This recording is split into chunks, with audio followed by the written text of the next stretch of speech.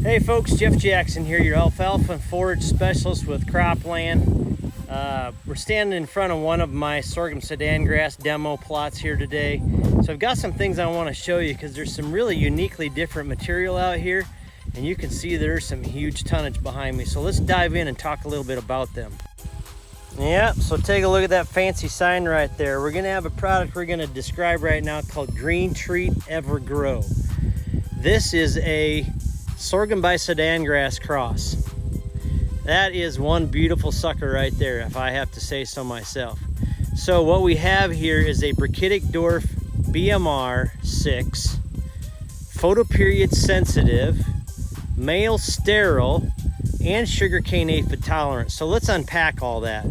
So first of all, we have a brachytic dwarf plant. So the leaf nodes in there are not very far apart. If you look at this plant right here, those leaf nodes are probably 3-4 inches apart.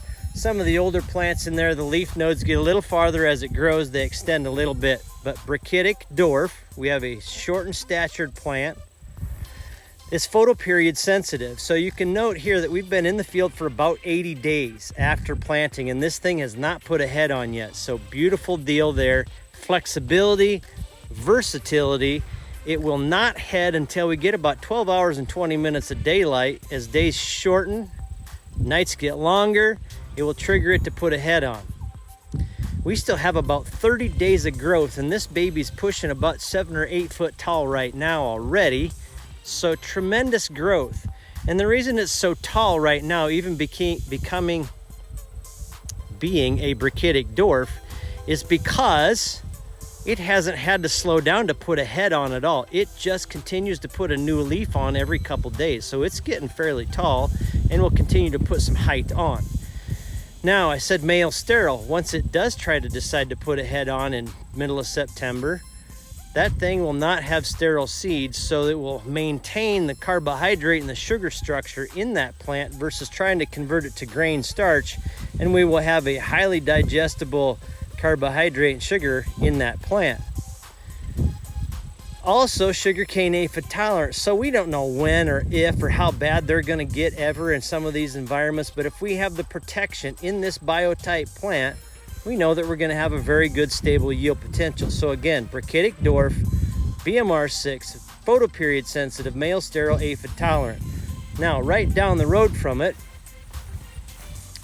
we've got I need to get over here a little farther. Yep, a cousin to it. This one is going to be Greentreat EVRLEAF.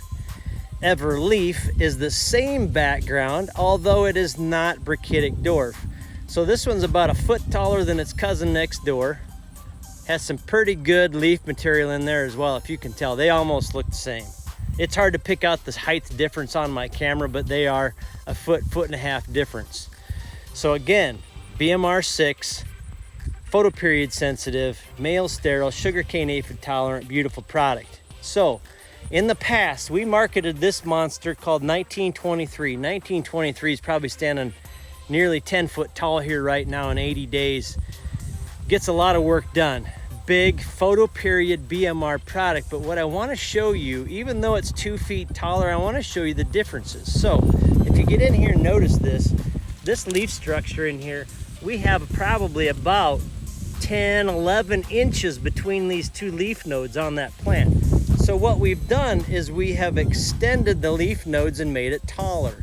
Well, if you go over here to this guy, photoperiod sensitive as well, and you start looking at the leaf nodes in there, they are 5-6 inches apart. So we have, I would call, some slight shortened internodes here. Gives us about a 2 foot plant height difference, but I would bet that the Greentreat EVRLEAF or the EVRGRO are going to yield almost identical to the Greentreat 1923 that we are retiring today. So folks, some genetic differences there. These are all photoperiod sensitive products that I highlighted here today. We do have some other products that are going to put a head on 55, 65, 75 days and utilize a little differently. But just so you know, this is kind of what's going on. This is what they look like. And I know we've went on for about 5 minutes here, but just so you know, this is what we're looking at here in the Cropland lineup from Winfield Cropland Genetics. Jeff Jackson, your product manager. Hope you're having a blessed day. Thank you, and catch you on the flip-flop.